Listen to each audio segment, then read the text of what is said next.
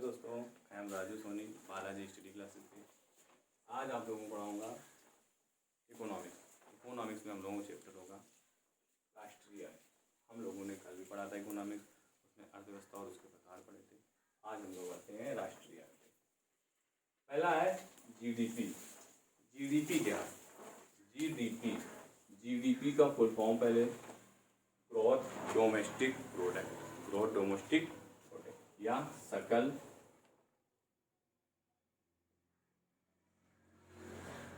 घरेलू उत्पाद। सकल घरेलू उत्पाद। अब किसी देश की जीडीपी के बारे में जानते हैं। किसी देश की घरेलू सीमा के अंदर वित्तीय वर्ष, वित्तीय वर्ष क्या है हमारा? 1 अप्रैल से 31 मई, सॉरी 31 मार्च। 1 अप्रैल से 31 मार्च किसी देश की घरेलू सीमा में एक वित्तीय वर्ष 1 अप्रैल से 31 मार्च उत्पादित अंतिम वस्तुओं एवं सेवाओं के मौद्रिक मूल्य के योग को जीडीपी कहते हैं। इसमें देशी और विदेशी दोनों जुड़ी होती हैं। इसमें देशी और विदेशी दोनों, मतलब देशी जो हमारे देश के व्यक्ति कमाते हैं और जो विदेशी लोग देश में आके कमाते हैं, उसमें जीडीपी दोनों जोड़ी जाती हैं। उसे क्या कहते हैं? सकल घरेलू उत्पाद। आया। अगला है जीएनपी, ग्रोथ नेशनल प्रोडक्ट। इसमें क्या? सकल राष्ट्रीय उत्पाद।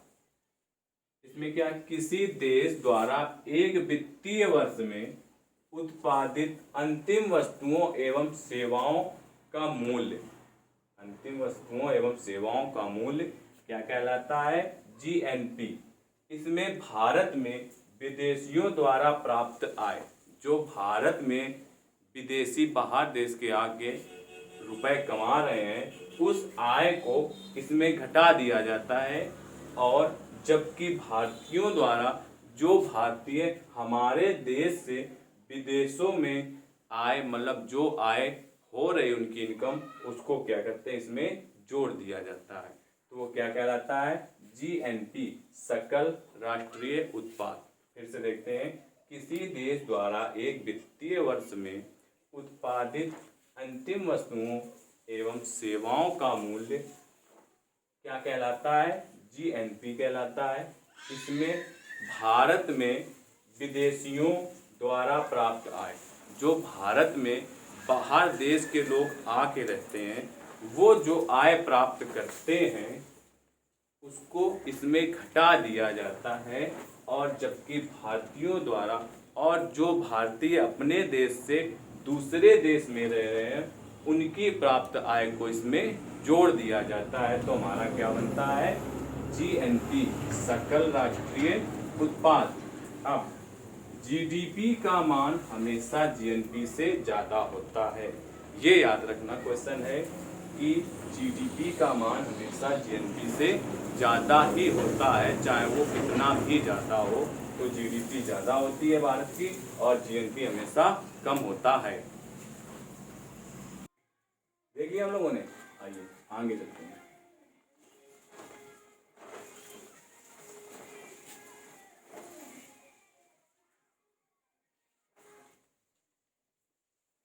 आइए आगे देखते हैं। एनएनपी। एनएनपी का मतलब होता है नेट नेशनल प्रोडक्ट।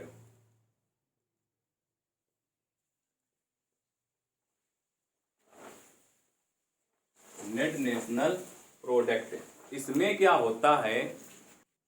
क्या होता है? देखो, जीएनपी में से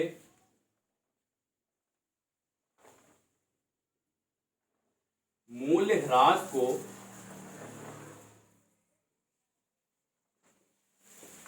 हटा लेते हैं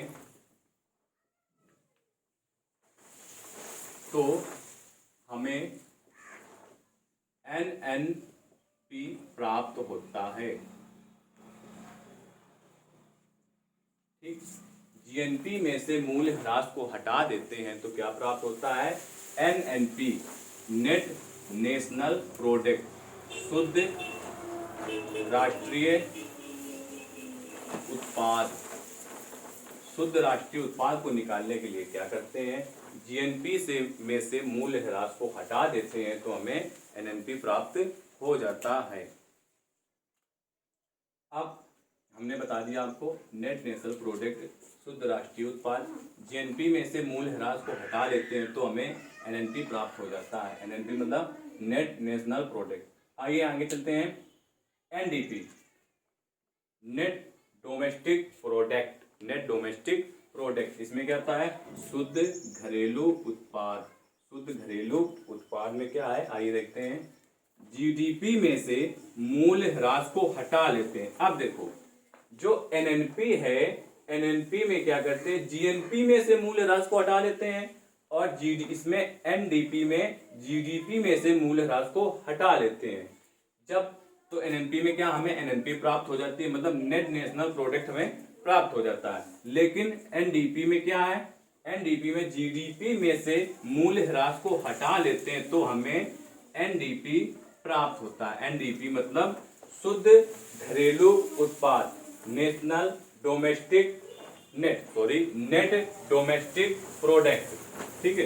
इसके बाद जीडीपी पर खर्च हुआ उसे घटा, जो जीडीपी पर खर्च हुआ होता है उसे क्या करते हैं, उसे हम घटा लेते हैं।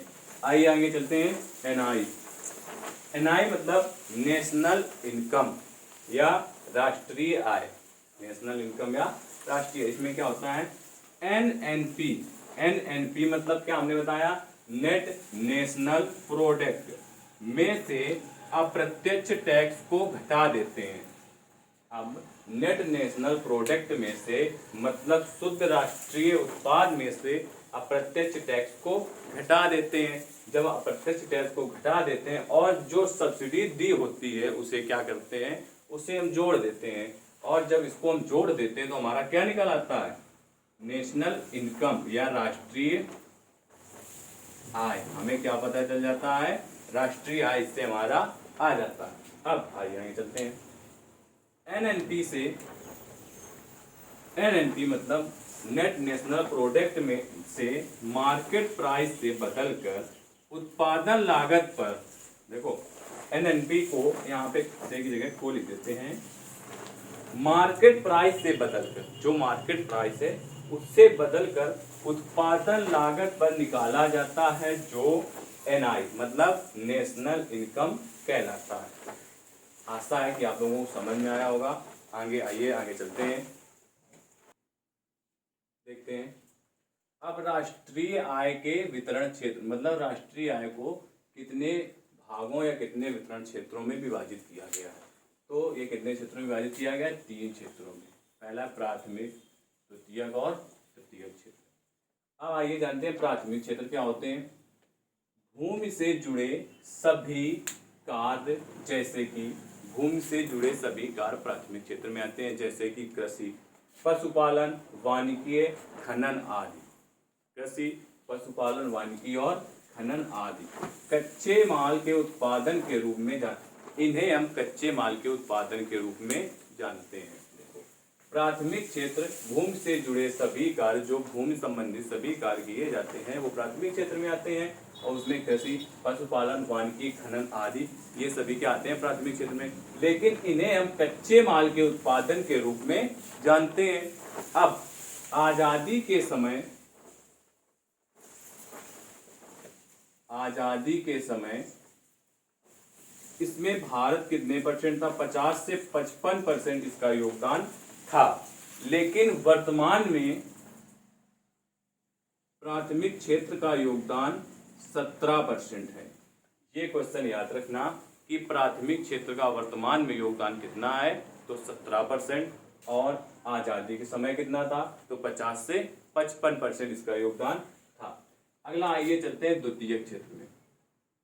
द्वितीयक क्षेत्र, इसके अंतर्गत, द्वितीयक क्षेत्र के अंतर्गत उद्योग, फैक्ट्री से जुड़े कार्य आते हैं या किए जाते हैं। उद्योग, फैक्ट्री से जुड़े कार्य किए जाते हैं, जैसे कि किए जाते हैं जैसे निर्माण, किसी भी चीज का निर्माण करना, विनिर्माण, विद्युत उत्पादन, यहाँ तक कि विद्युत उत्पादन भी हमारा द्वितीयक क्षेत्र में आता है। वर्तमान में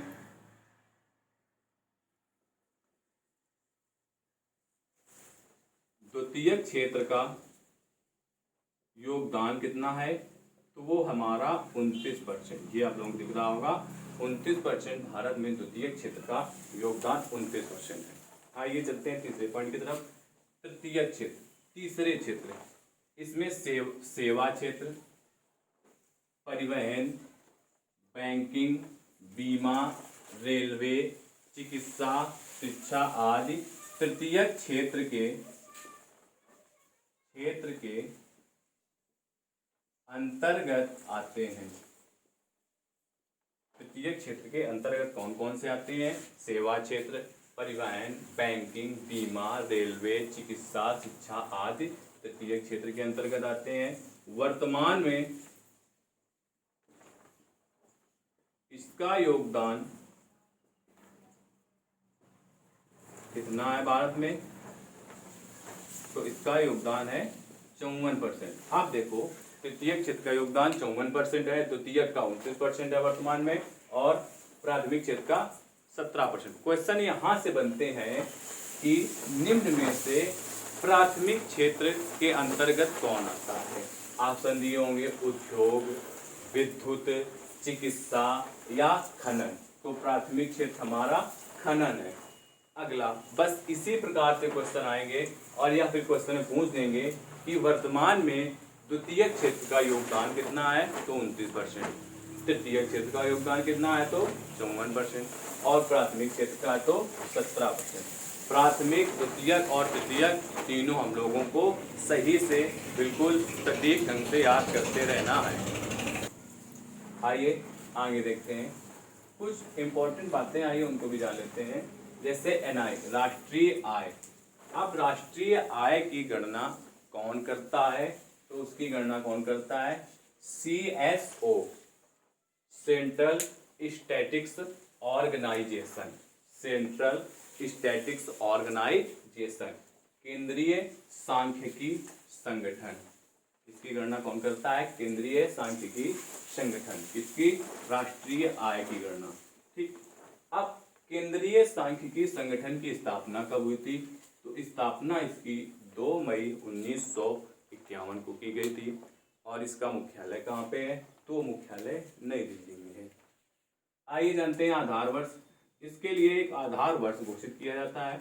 इसमें 2017 और 18 को इसका केंद्रीय सांख्यिकी संगठन ने इसको 2017 और 18 को इस आधार वर्ष घोषित किया है। इसके पहले आधार वर्ष सन 2011 और 2012 को घोषित किया था, और वर्तमान में आधार वर्ष 2017 और 18 को घोषित किया है। आधार वर्ष के हिसाब से केंद्रीय सांख्यिकी संगठन इतने वर्षों के बीच में जो एनआई मतलब राष्ट्रीय आय होती है उसकी गणना करता है। इसके बाद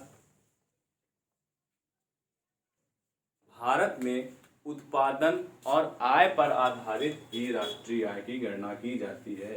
उत्पादन और आय पर आधारित राष्ट्रीय आय की गणना, राष्ट्रीय आय की गणना की जाती है।